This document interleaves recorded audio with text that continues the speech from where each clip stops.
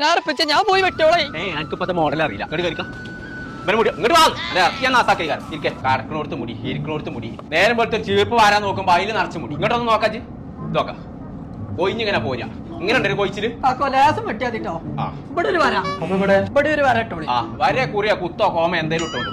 ഇവിടെ എന്നാ ഒരു കാര്യം പറയാം, തലയിൽ മുടി പാടില്ല. മുട്ട നടിച്ചാ മുട്ട അടിച്ചേ മൊട്ടടിച്ചോ അതിന് പിന്നാത്താണ്.